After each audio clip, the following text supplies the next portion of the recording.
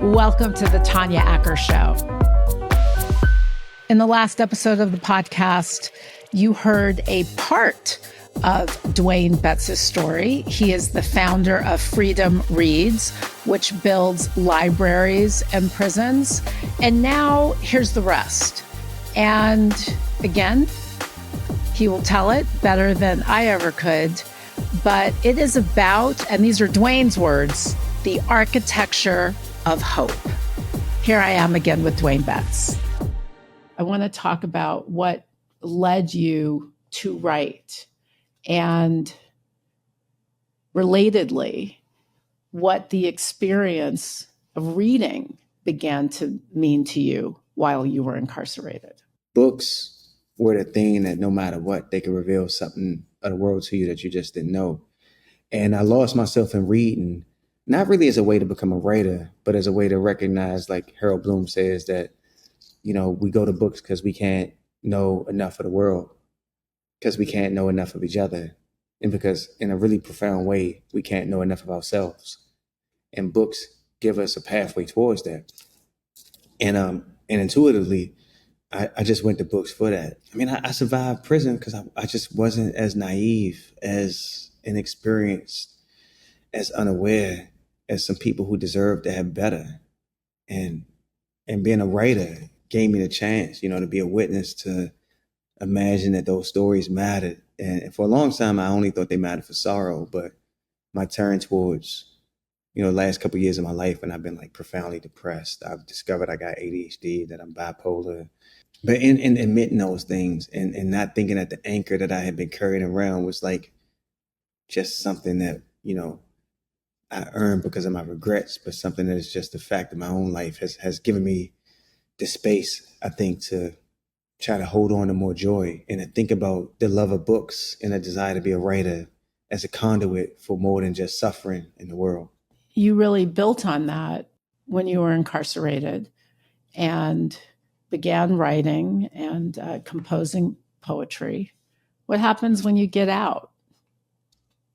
Yeah, I you know, it's interesting. I mean, I'm 24 years old, so I'm young enough to look really young, but prison is on my back enough that I don't know what I'm doing. And I didn't even know what the word semester meant. I mean, I went to University of Maryland to enroll in college in March. And the guy's like, yo, well, we're already in the second semester. And I'm acting like I know what he's talking about. But This I'm is like, when you get out. You get out and then you try to out enroll. of prison. Yeah. I'm out of prison. I came home on March 4th, 2005. I get my license. It's still March. I'm trying to sign up. This is my goal, to get a degree to make my mama proud. I didn't know what the word semester meant, you know, and he was kind to me, really. When he realized that I did time in prison, he told me, oh, you could go to community college and you get straight A's there and you could do whatever you want in this world. And he probably looked at me like, you know, but I mean, you ain't gonna get straight A's, but if you do.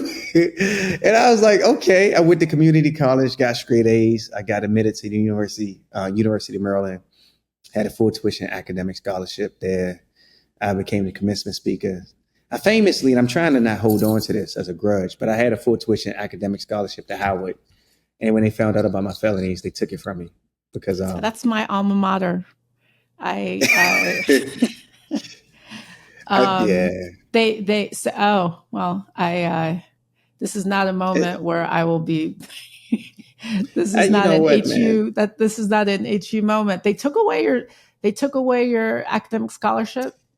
Yeah, it was. I had to sign a box, and as I was there with my classmates who have degrees from Howard now, we were all signing the agreement. I was a part of a program at the community college where if you were in the Honors Academy, you had a guaranteed full tuition academic scholarship to Howard. And I was there to sign it. And I wrote an essay about my crimes and everything. I've been on the front page of the Washington Post.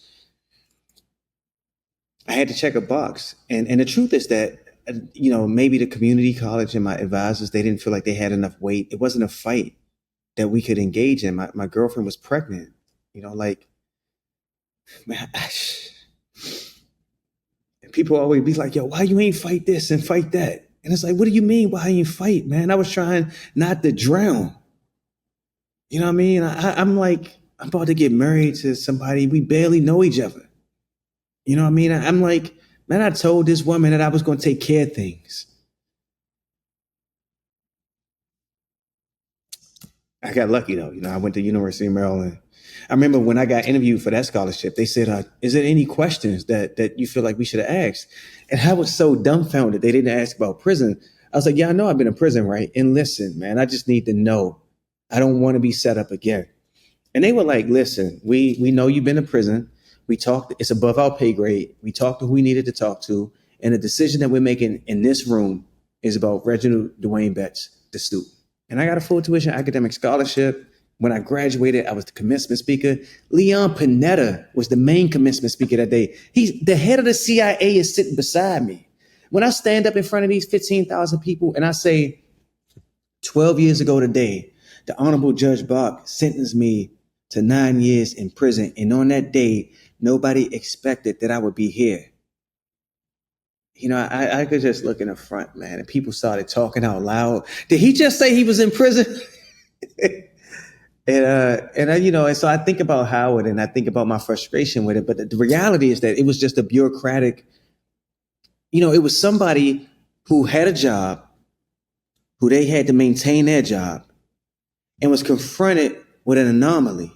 And I don't know who they talked to, but I can't be mad at them for not, I can't be mad at them for not choosing to bet on me.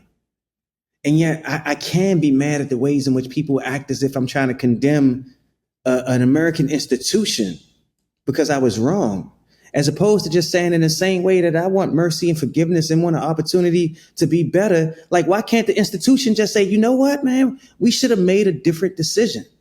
I remember times talking about this and people accusing me of bleeding in public. And I was like, that's not what I'm doing, man. Howard will be around with a reputation that's way bigger than any I might have. And to their credit, they invited me back to speak. I'm in an audience. Some kid comes up to me, I got felonies. And they let the dude in, you know what I mean? And they knew he had felonies. So it's like, it's the good and the bad, you know what I mean? And I pushed through that and went from, Maryland to Warren Wilson College, where I got an MFA.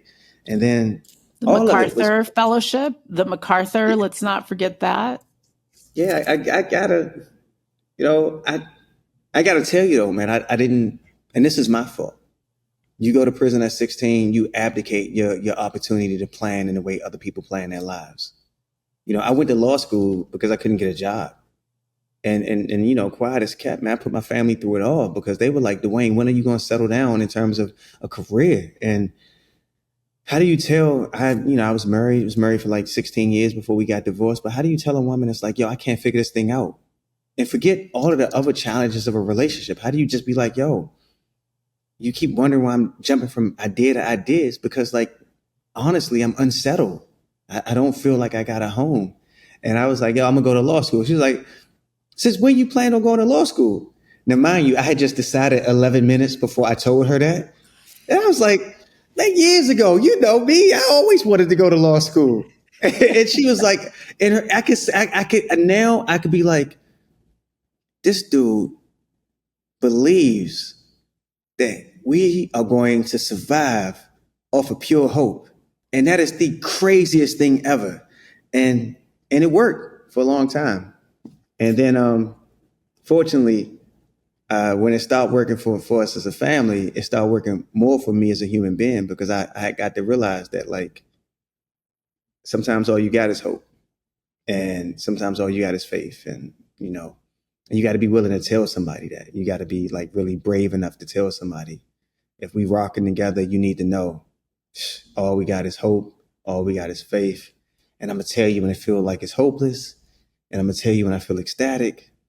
And if you're willing to do it, we could do it. And in the MacArthur and Freedom Reads and Doggerel and a different light in my life came after I became more willing to admit all of the ways that I've been vulnerable since I committed a crime that had me handcuffed and crying for my mom.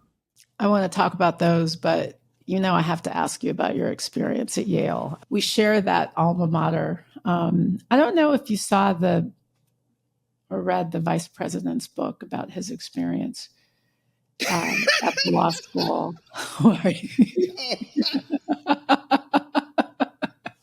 I was there, and I am from very middle class, sometimes lower middle class, depending on how my family was situated at the time. I had a good experience there. It didn't seem as forbidding and white shoe as was presented in that movie. I think, and so I'm interested to know from you and your perspective and the life that you lived. You show up in New Haven at Yale Law School. What was that like? This is the first time I was a student. You know what I mean? Because when I was at University of Maryland, we had an infant. So I came to school and then I went to work. Sometimes I had to bring my kid to school in a stroller. You know what I mean? Like, I dare you criticize me. I'm a black man with a baby. I should be applauded.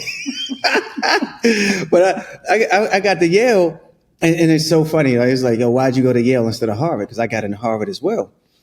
And I was like, well, it was no traffic in New Haven. And that seems an irrational decision to make, right? But this is what I was thinking. I could walk to school. And 2 hours to get back and forth to school in Harvard means that I am not a father, no matter what. I need that 4 hours, right? And so I go to Yale. And it's also smaller, and I think it's a more, whatever, I don't need to cheerlead for Yale right now. But no, all those things are true. But I'm telling you, as a dude with a kid, yeah. I knew it was smaller at first, but yeah, I'm like, I ain't gonna front, man. I'm like the dude, I talk too much. So whether we was going to be in the penitentiary or whether we was going to be at Yale or whether we was going to be at Maryland, like I wasn't worried about how I would exist socially in the space, nor was I worried about how I would exist academically. Yale had one thing first going for it, is that I could be a father. I could walk to and from school. I get there and I knew the other layers. I knew that I could take clinic my first year. I knew that it wasn't grades and then not being grades meant I could be a father too. Right. And I also knew, but I had always excelled in school. So that wasn't something that I was like, whatever, dude, I'm going to be all right in the classroom. But what Yale was for me was the first time that I could be a student. I had colleagues, I had peers, I organized Reb Law. I mean, they gave us $30,000 and said, figure out how to do something. I mean, that was powerful. I represented students in expulsion hearings.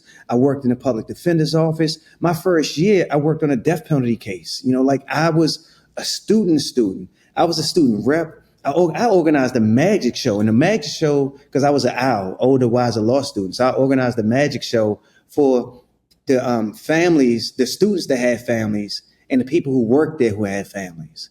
I got to be fully a student. I was deeply engaged. I mean, I had classes with professors that I will admire for the rest of my life. I have lunch, like I have dinner every month with Judith Resnick. You know what I mean? I had this guy, man. So I was like, yo, what class should I take next semester? And I had taken, I can't remember what it was, but I had two choices. Actually, it's funny. I shouldn't even say this part because Judith might be mad, but I had two choices. I could take the Lyman Colloquium again, or I could take advanced legal research and writing. And Yale don't really teach you how to be a lawyer. You know what I mean? No joke. No joke. These are true facts. Right. These are true facts. So my man said, look, yo, I'm going to tell you something. And he was like, yo, you could take the Lyman Colloquium again, but if Professor Resnick likes you and thinks that you're intelligent as I do, she will like you forever. She will be with you. You need to learn how to do legal research. So I take this class with Noah Messing, right? This is probably the hardest class I took at Yale. It was with Julie Krishnaswamy, who was a librarian, and Noah Messing, who was the writing instructor, right? Man, that class was so challenging. And I'm talking about spending hours and hours and hours writing 3 sentences. It was right up my alley. I did so good in that class that the dude that suggested I take it, his name was Lucas Lassinger, right? He applies for clerkship with Chief Justice of the Third Circuit Court of Appeals at the time, Theodore McKee, and Judge McKee gives Lucas the clerkship. And so Noah was like, hey, I should tell you about this other guy. He's kind of interesting. And I should tell you about him. And he tells him about me, and I end up getting the clerkship. I mean, like when I say that my experience at Yale was amazing, I mean that like I was able to be me wholeheartedly. I was able to take classes that challenged me. I met people who I still care about, who I've had long relationships with. And honestly, it was one of the most intellectually enriching experiences of my life, because even though I often feel like I didn't learn how to be a lawyer, I actually know that I learned how to practice law though. You know what I mean? Like I learned how to think about things as a lawyer would, and working in a public defender's office. Man, I got somebody out of prison on a humble. I know that it's some time thing, but you got to hear this story. This is like the wildest story ever. No, I'm here for it. So I'm in Redlaw, right? And we staying up to 3:00 in the morning working on this thing. And I had asked, I asked Issa Cola Houseman, who teaches torch, right? We asked her to introduce one of the speakers at Redlaw. And then he was like, well, we need one more introducer. Will you ask James Foreman? That's your guy. And I had been speaking at Georgetown for years before James Foreman became a professor at Yale. So I was like, I'm going to ask him. That's my guy. I asked him, and he was like, Dwayne, we cool. I mean, me and him coach basketball teams together. You know what I mean? I build relationships, right? But this was before all of that. That happened later. He said, we cool. And I'm going to tell you, I don't even want to do this. He was like, I'm trying to finish writing this book. And I was like, man, you writing a book. Everybody trying to write a book. His book was great. He won a Pulitzer Prize for it, right? But he was like, I'm trying to finish writing this book. And he was like, as a matter of fact, students would appreciate doing the introduction more than I would. Me and Dude, we know each other. He might stop by my house. We might kick it. But like, I'm tied up. And if I was to introduce him, I would have to spend hours preparing. And I just don't have the time. So I write my classmates, and I'm like, and I copy Issa, but I don't copy her. I just put her in the CC column because I don't want to spell her name wrong, right? And so I write the email, and I'm like, maybe we should disinvite Issa. And I don't mean disinvite her, but maybe because we can't have a student introduce one person. And man, I click send, 2 a.m. She responds, I don't need to do it. And she responds at 3:30, right? And then at like 8, one of my other classmates responds all by accident. Now, mind you, at this point, everybody has informed me, including Issa, of my malfeasance. My other classmate responds and his reply all. Issa is like, please take me off this chain. So when I see her the next day or 2 days later, and I tell you, man, I feel like I'm in a penitentiary running from a bully. I just ducked the other way, right? I see her again, and I decided I needed to get some water. Now, the third time I saw her, I was like, dude, man, I am not afraid, man. And I had walked up to her, and I already apologized, in the email, but I walked up to her and I started to apologize again, and she had no idea who I was. And she was like, oh, you the one who sent me that message. Let's go to office hours and let's see why you come to law school. So I go to her office hours, and she was like, in law school, Yale was filled with people who was just that generous and forgiving. And I talked to her, and she said, why are you in law school? What are you thinking about? And I was really focusing on juveniles who got tried as adults. That was like my area of research. And I was in the public defender's office working with kids. And so I told her, and she said, you want to work on this case with me? It was a guy who got locked up at 16, who had been locked up for like 33 years in New York. Man, Issa, in the face of, the disrespect, the rude email, the 2:00 email, she said, do you want to work on this case? And we spent a year working on the case. I drove out to New York to talk to this dude's mom, his sister. I helped him write letters. I sort of coordinated a part of the parole packet. We ended up getting him out of prison, and he did 35 years. I mean, I went to see him. That was like one of the first times that I returned to prison to see somebody. And so when I think about my experience at Yale, it really did shape how I imagined the law being able to function. And I didn't even think about parole work. It was Issa who introduced me to the idea of parole work. And what was cool is that wasn't even her specialty. She was like, I do this because it matters. Her specialty was thinking about torts and being an intellectual. And yet she was doing that work. And we got somebody out of prison. And I've gone on to get like 5 other people out of prison since then. And it really has been, it was because of Yale. It was my experience as a student there that shaped me into the lawyer I am, but also in a lot of ways, into the person I am. I am deeply indebted to that institution. So I don't know what the vice president experienced. I will just say, as a poor person at Yale, and I was in FASOC. I You were in what? integrated Tell text. people what that. Tell people I you were was, in I what. was. It's an organization called the Federalist Society, and it's a You conservative. were in the Federalist Society.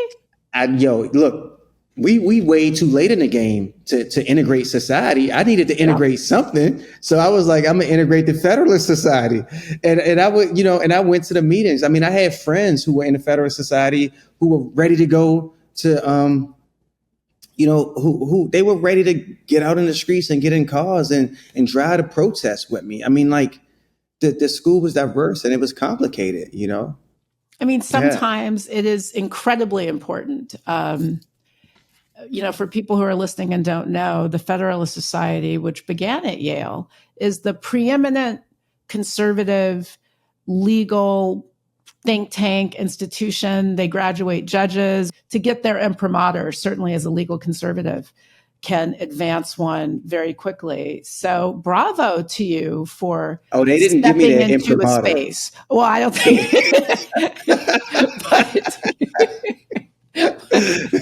but I think that it says a lot about you that you wanted to be a part of and participate in that space. It doesn't mean that you agree with everything that they say or Right. do or vouch for, but being a part of the conversation, sometimes, especially when the people who are having it aren't like you, that is particularly important. So, I mean, I just want people to kind of digest your life, from this tragic decision you made at 16 to the decisions you made while incarcerated about how you did not want to be defined by prison and using books and your writing as a way to expand the world and see bigger than your current circumstance. That leads me, I think, to some of the really important work you're doing right now. You are the founder and president of Freedom Reads.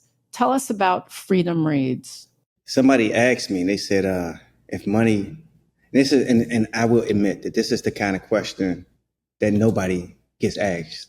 They said, if money wasn't an issue, what would you do for people who you care about in prison? And I said, well, we put millions of people in prison. I will put millions of books in a prison. And over the course of months, I explained how I would do it one library at a time. And I started thinking really about what a library was.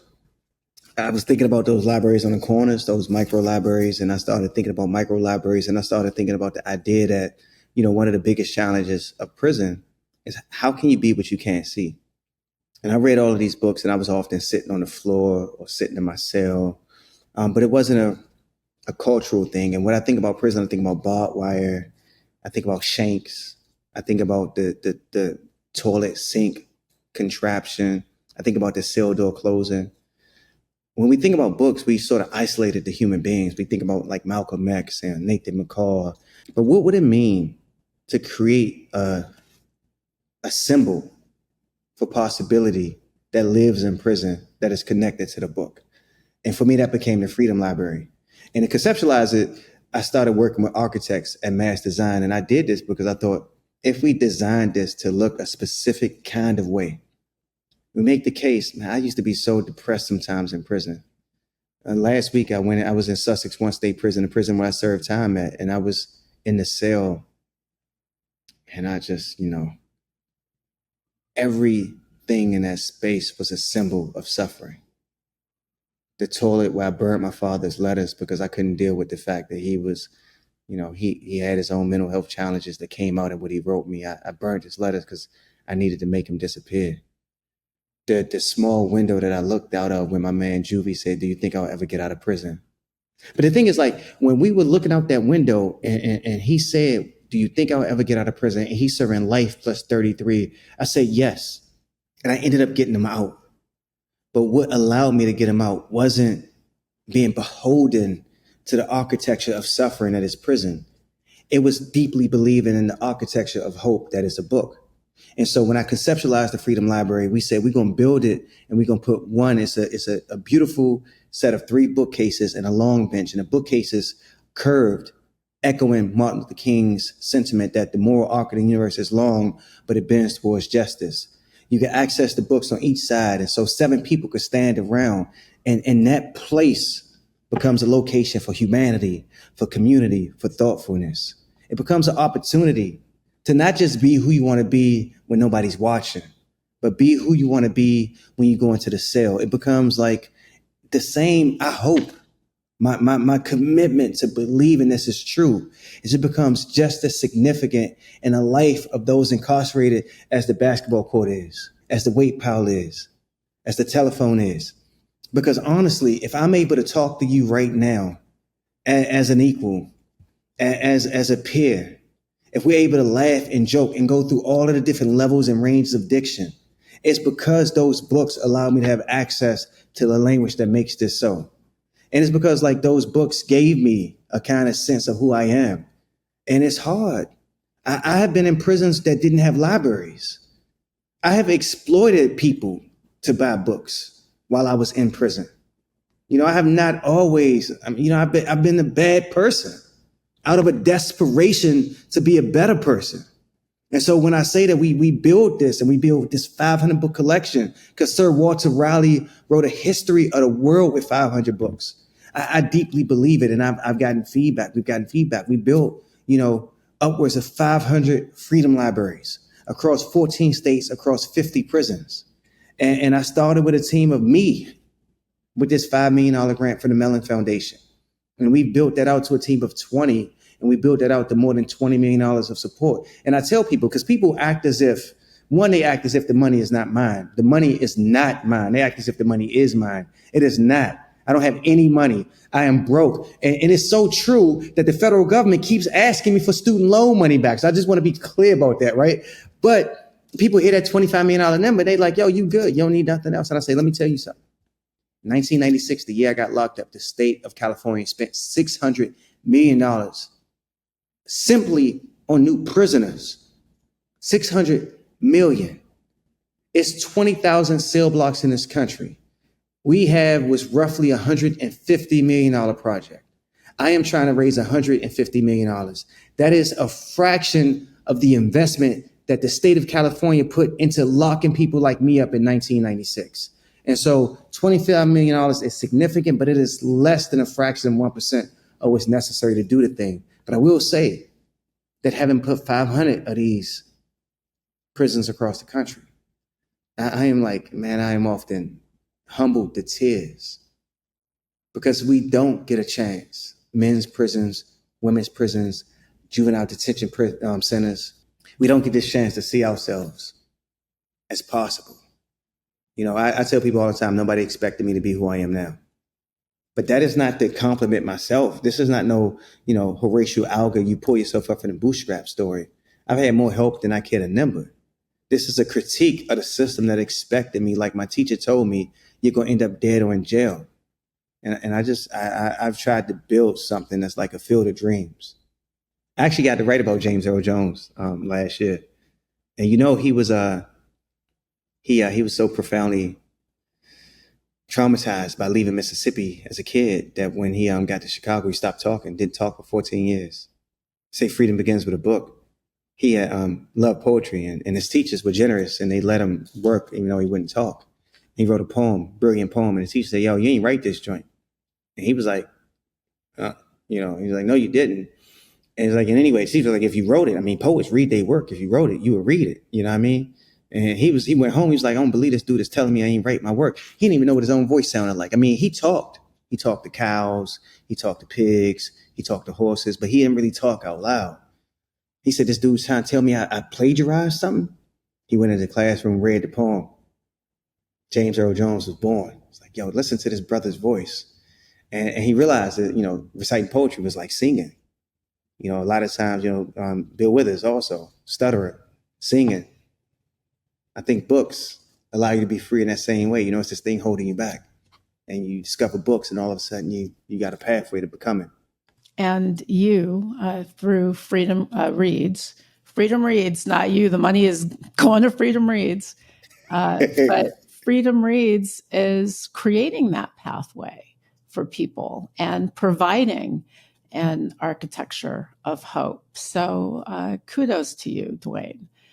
You are changing people and you change enough people, you can change a circumstance, you can change the world. So thank you for laying that foundation, and thank you for sharing your story with me. It's truly remarkable. You are going to inspire and help provide direction for many. A lot of people get written off and told that they're going to end up in one bad outcome or another. But your life is an example of how you can defy that. So thank you for being here with me today.